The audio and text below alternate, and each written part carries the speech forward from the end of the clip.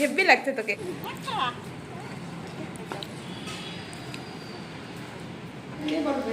বন্ধুরা হাই। মা বলো, তুমি বলবা, আর রানসি বলবে না। বন্ধুরা হাই।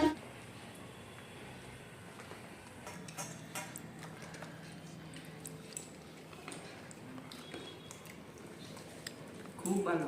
গুড মর্নিং বন্ধুরা, আনসি মামি ভ্লগে তোমাদের সবাইকে স্বাগত। বন্ধুরা তোমরা কেমন আছো? আশা করছি ভালোই আছো।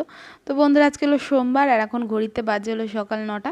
তো এখন থেকেই তোমাদের সাথে নিয়ে আমি আমার ভ্লগটা স্টার্ট করছি। তো দেখো মামামকে ব্রাশ করতে দিয়েছি, আর ব্রাশ না করে আয়নার সামনে দৌড়ে এসে এই যে ব্রাশের মানে কলগেটের ফেনাটা দিয়ে দেখো আয়নাটার অবস্থা কী করলো। তো জানো তো, আমরা যত চেষ্টা করি যে সকাল সকাল ঘুম থেকে উঠবো, তাও না, ঘুম থেকে উঠতে উঠতে 8টা সাড়ে 8টা বেজেই যায়। তারপরে মামামের দুষ্টুমি সামলাতে সামলাতে আরও তো দেরি হয়েই যায়। আমি এখন আর অতটা ভাবি না, কারণ মা রয়েছে তো মাথার উপরে। মাই বেশি চিন্তা করে যে তাড়াতাড়ি যদি ঘুম থেকে উঠতে পারি তাড়াতাড়ি সব কাজবাজ হবে, রান্না বান্না খাওয়া দাওয়াটাও তাড়াতাড়ি হবে। এর মধ্যেই জানো তো মামামের একবার দোকানে যাওয়া হয়ে গেছে। কি হয়েছে বলো তো, ওর বাবা এসেছিল ওর ঘুম থেকে ওঠার পরপরই। তো ওর বাবার সাথে যার জন্য পাগল হয়ে গেছে, একটু ব্রাশ করানোর টাইম দেয়নি জানো তো। ওই মা কোনো মতে চুলটা বেঁধে দিল, তো সেরকমভাবেই চলে গেছে। তো মামামের খাবার রান্না করেছিলাম, তো ঠান্ডা হয়ে যাচ্ছিলো, সেই জন্য তাড়াহুড়ো করে ডেকে পাঠালাম। তো মামামকে মানে ব্রাশ ট্রাশ করে মুখ টুক ধুয়ে দিয়েছে। এবার মানে গামছাতে মুখটা মোছাতে যাব, ও চলে এসেছে ওর দিদুনের আঁচল দিয়ে মুখ মুছতে। তো তারপরে যে টের পেয়েছিল যে মামামকে খাওয়াবো, সে দিদুনের পিছনে লুকাচ্ছিল। তো যাই হোক, মামামকে খাইয়ে টাইয়ে দোলনায় বসিয়ে দিলাম টিভি চালিয়ে। আর এইদিকে মামাম বললাম না দোকানে গেছিলো, তো আমি এই শাকটা ভালো করে ধুয়ে রেখেছিলাম, কালকে আমি আর মা বেছে রেখেছিলাম। আর এদিকে পেঁয়াজের গালিটা ধুয়ে টুয়ে কেটে টেটে রেখেছি। তো তারপরে এই যে মা আমাকে হেল্প করতে এসেছিলো, মায়ের ঘর মোছা হয়ে গেছিলো। তো মাম্মাম তো এদিকে ডেকেই যাচ্ছে, দিদুন আসো আমাকে দোল দিয়ে যাও, কতবার যে ডেকেছে জানো না। তো যাই হোক, আমি এই যে শাকটা কুচিয়েও নিয়েছি।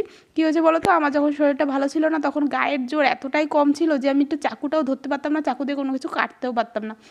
আর তোমরা তো জানো বেশিরভাগ আমি সব কিছু চাকু দিয়েই কাটি, মানে বটি ইউজ করি না বললেই চলে। তো আমার মা তো বটি ইউজ করে। তো আমি একটু মানে মানে এই আগের সপ্তাহে শাক এনেছিল, তখন আমি একটু কটা শাক মানে উপরে বসে, মা নিচে বসে শাক কোচাচ্ছিল আর আমি উপরে বসে কটা শাক কোচানোর জন্য নিয়েছিলাম। মা বলছে তুই পারবি না, চাকু দিয়ে কি পারিস নাকি। এমনি আমার মা জানো তো শাকটা কোচাতে পারে না। কী বলো তো, আমার ঠাম্মা আছে তো বাড়ি, তো মায়ের আর এইসব করা লাগে না, সবজি কাটা, শাক কোচানো, মাছ কাটা, এই ধরনের জিনিস করা লাগে না। তো সেই জন্য না করতে করতে মা অতটা সুন্দর করে পারেও না। তা আমি মোটামুটি মায়ের থেকে একটু ভালোই শাক মানে কুচকুচ করতে পারি। তো সেই জন্যে মা বলেছে কি এইবার থেকে শাক আনলে তুই কুচাস। তো ওই উপরে বসে আমি শাক কুচাছিলাম, সেই জন্য মা নিচেই ভাতটা বসিয়ে দিয়েছিল। আর মানে তারপরে মাকে রান্নাটা হ্যান্ড ওভার করে দিয়েছে। আর এই দেখো এই যে সজনের ডাঁটা মা কাটছে, বর বলেছে সজনের ডাঁটা দিয়ে আলু দিয়ে সর্ষে বাটা করতে। আর এই দিকে দেখো মাকে রান্নাটা হ্যান্ড ওভার করেছি, কারণ এই গলিটা একটুখানি ঝাড় দেবো। ওই গলিটা ঠিক করার পরে মানে এই প্লাস্টারটা করার পরে একদিন পরিষ্কার করা হয়েছিল। তো তারপরে এই যে আজকে হলো সেকেন্ড ডে, এই মানে এইটা দ্বিতীয় দিন পরিষ্কার করছি। তো আজকে না সেরকম নোংরা হয়নি, কিছু হয়নি, কয়েকটা পাতা টাতা পড়েছিল। আর উপর থেকে না কিছু মানে খাবার দাবার খাই উপর থেকে, কীভাবে পড়ে তো আমি জানি না, তো কিছু জিনিস পড়েছিল। তো সেই জন্যেই মানে আমি মানে কেমন কেমন লাগছিলো গায়ের মধ্যে, সেই জন্য ঘরের পিছন দিকে তারপরে এই গলিটা একটু ঝাড় দিয়ে নিলাম। আর সেরকম একটা নোংরা হয়নি। মাই বললো যে শুধু ঝাড় দিয়ে নে, জল দিয়ে ধুতে অনেকটা কষ্ট হয়ে যায়। তো সেই জন্যে ওই দিকটায় ঝাড় দিয়ে নিচ্ছিলাম, সেরকম নোংরা তো হয়নি, খালি কয়েকটা ওই দিকের দিকটায় কয়েকটা পাতা পড়েছিল। তো সেই জন্যে আর ওই দরজার মানে রান্নাঘরের দরজার সামনের থেকে ওই পিছনের ওইটুকু হলো মানে সামনের ওইটুকু আমি একটু জল দিয়ে পরিষ্কার করে নিয়েছিলাম। তো এই দিকটায় মাম্মাম দেখো কি করছে, ও দিদুনের চুলটা খুলে দেখো কি অবস্থা করছে, চুল টান টান দিয়ে। আমার মায়ের তো আজকে মানে জীবন কাহিল। তো যাই হোক, এই যে মাম্মাম ঘরে দৌড়ে যাচ্ছে, আমি বুঝতে পারিনি যে কিসের জন্য যাচ্ছে, চুল টুল খুলে।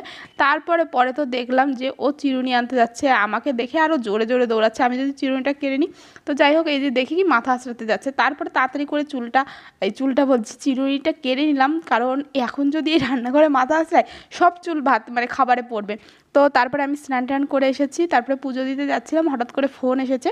তো ডেলিভারিওয়ালা ফোন করেছে, আমার একটা পার্সেল আসলো, তো সেই পার্সেলটাই রিসিভ করে নিলাম।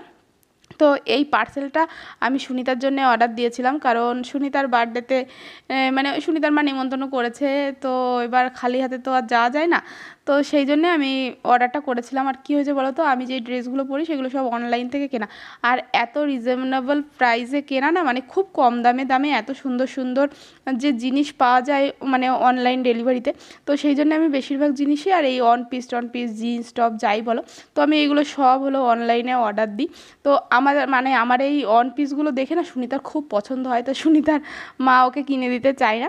তো সেই জন্যে আমি একটা অর্ডার দিয়েই দিলাম যে ওর বার্থডেতে তাহলে এই ড্রেসটা অর্ডার দিই। তো ড্রেসটা আসতেই 2 দিন তো লেট করলো। তো হ্যাঁ, মানে কী বলো তো, আমি যেদিন শুনেছি যে ওর বার্থডে এই দিন, সেই দিনই অর্ডার দিয়েছিলাম। তো অনলাইন ডেলিভারি তো বলা তো যায় না যে কোন দিন কোন জিনিসটা আসে। আমার মা তো খালি বলেই যাচ্ছিল যে আমরা মানে কোনো গিফট না দিয়ে খেয়ে আসলাম, লোকে কেমন ভাবলো, ওর মা ও কেমন ভাবলো। যাই হোক, ভেবেছে কি না ভেবেছে সেইটা পরের কথা, কিন্তু আমাদের মনের মধ্যে তো কেমন লাগে যে গিফট না দিয়ে খেতে চলে গেছি নিমন্ত্রণ বাড়ি। তো যাই হোক, এইদিকে দেখো আমি মামামকে আজকে স্নান টান করিয়ে রেডি করিয়ে দিয়েছি।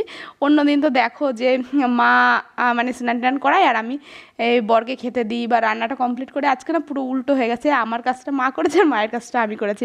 আজকে আমার বরকে মাই ভাত বেড়েও দিয়েছে। তো যাই হোক, এই যে আমরাও এই যে খেতে বসে গেলাম, আর মা এখনও স্নান টান করেনি। মা বলছিল যে স্নান টান করে তারপরে একবারে খাবে। মা যেহেতু রান্না করতে গেছে, অন্যদিন কী হয় আমি রান্না করতে যাই আর মা ওই স্নান টান করে জামা কাপড়টা ধুয়ে আসে। তো আজকে তো উল্টো হয়ে গেল, সেজন্য মা বললো কি একেবারে স্নান টান করে জামা কাপড় ধুয়ে তো তারপরে এসে খাবো। এবার অনেকটাই তো দেরি হয়ে গেছে, 11:30 বেজে গেছে। সেই জন্য আমি বললাম যে আগে খাওয়া দাওয়া করে নাও, তারপরে তুমি স্নান টান করতে যেও, কারণ ওই খিদে পেয়ে যাবে, তারপরে আবার মানে গ্যাস ট্যাস হয়ে যায় নাকি। আর আমারও খুব খিদে পেয়ে গেছিলো, আর মা না খেলে আমারও খেতে ইচ্ছা করছিল না। তো ওই যে দিদুন ডাক দিল যে কালকের মতো বাটিতে করে ভাত মাখিয়ে দেবো। তো মামাম সেই জন্যে ওর বাবার কাছ থেকে চলে এসেছিলো, তারপরে কটা খেয়েছিল। তারপরে আমরা অনেক কিছু করেছি বাইরে, একটুখানি খাওয়া দাওয়ার পরে ঘুরতে গিয়েছি, ঘুরতে টুরতে গিয়ে তারপরে এসে মামামকে আমি খাইয়ে দিয়েছি। আর ততক্ষণে মা জামা কাপড়টা ধুতে গেছিলো। তো মা জামা কাপড়টা ধুয়ে দিয়েছে, আমি বললাম যে আমাকে দাও, তুমি স্নান করতে লাগো, আমি এইদিকে জামা কাপড়টা মেলে দিচ্ছি। তো এই যে আমি এই দেখো জামা কাপড়টা মেলতে চলে এসেছি। আর কিছু জামা কাপড় না এক্সট্রা ছিল, মানে আজকে অনেক জামা কাপড় হয়েছিল, তো সেইগুলো না ধরছিল না। সেই জন্যে মা হলো মানে স্নান টান করার পরে মা বাইরে গেছিলো। বাইরে বলতে যেখানে ওই যে আমাদের পুরনো ঘর ছিল ওই দিকটায়, তো ওইখানটায় গিয়েছিল ওই মানে জামা কাপড়গুলো না মেলতে। তো এইখানটায় মেলছে। আর দেখো মাম্মাম হলো মায়ের হেল্পার। তো মাম্মাম ওই ক্লিপগুলো দিয়ে দিয়ে মাকে হেল্প করছে। তারপরে মা আর মাম্মাম ঘরে আসলে আমাকে মানে ভিতর থেকে ডেকে বলছে যে ভিডিও কর দেখ ভূত এসেছে। কী হয়েছে বলো তো, আমি একটু আগেই ঘরে চলে এসেছি, মা আর মাম্মাম একটু পরে ঘরে এসেছিলো। তো সেই জন্যে এই যে মানে আমাকে বলছে ভিডিও কর। তো যাই হোক, এই যে মা এই বালতিটা যেই মাথা থেকে খুলে রেখেছে, সেই মামামের কি রাগারাগি এই মানে কান্নাকাটি শুরু হয়ে গেছে। তো মাম্মামকে ভোলানোর জন্যে মা ওই যে হাই বন্ধুরা বলতে বলছিল, কিন্তু মামাম জানো তো হাই বন্ধুরা বলছিল না, ওই রেগে গেছে না মাথা থেকে কেন খুলে নিয়েছে। কিন্তু ক্যামেরার সামনে তো আর অত রাগারাগি করতে পারছে না, সেই জন্য দেখো চুপ করে মুখ কালো করে দাঁড়িয়ে রয়েছে। আর তারপরে আমরা মামামকে নিয়ে ঘুমিয়েছিলাম। আর ঘুম থেকে উঠে আমি এই যে সুনিতাকে বাড়িতে ডেকে নিয়ে এসেছি। কি বলো তো, যখনই পার্সেলটা পেয়েছি তখনই গেছিলাম ওদের বাড়িতে, কিন্তু ও স্কুলে গেছিলো, সেই জন্যে আমি আর কাকিকেও কিছু বলিনি যে সারপ্রাইজ দেবো। ও আসবে, এসে আগে ওকে পড়াবো, ওর যদি পছন্দ হয় তারপরেও দেবো, আর না হলে রিটার্ন করে দেবো। যাই হোক, কিছু একটা হবে, ওর যদি পছন্দ নয়। কিন্তু এই ধরনের ড্রেসগুলো ওর পছন্দ, আর ওর পরে তো ওকে দেখতেই পাচ্ছ, আমার কাছে তো ওকে পরে আরও খুব বেশি ভালো লাগছে। আর ওরও না জামাটা খুব পছন্দ হয়েছে। তো যাই হোক, এই যে এখন সন্ধ্যাবেলায় ওই যে কালকে যে চিকেনটা ম্যারিনেট করে রেখেছিলাম, তো সেই চিকেনটা আজকে এই যে বানাচ্ছি একটুখানি KFC স্টাইলে বানাচ্ছি।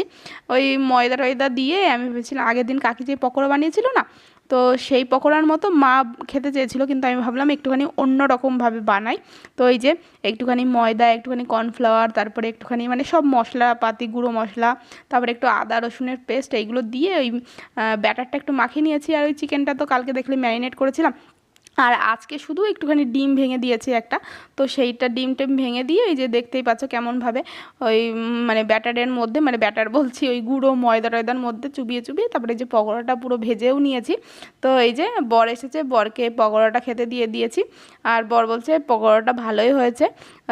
যদিও জানো তো ওই চিকেন রান্না করার যে পিসগুলো হয় না, তো সেইগুলোই না পকোড়াটা ভালো হয় না। কারণ এই চিকেন পকোড়া বানানোর জন্যে ওই আলাদা রকমের পিস, যেগুলো ওই বোনের পিস বলে না, সেই কি বলে হাতের যে পিসগুলো বা লেগ পিসগুলো, তো ওই ধরনের পিসগুলোই ভালো হয়।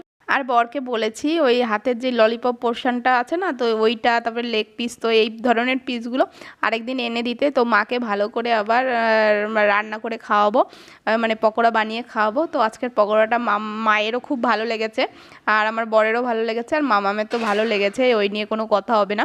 তো যাই হোক বন্ধুরা, আজকের ব্লগটা এইখানেই শেষ করছি। আশা করছি আজকের ব্লগটাও তোমাদের ভালো লাগবে। তোমাদের সাথে দেখা হবে আবার নেক্সট ব্লগে।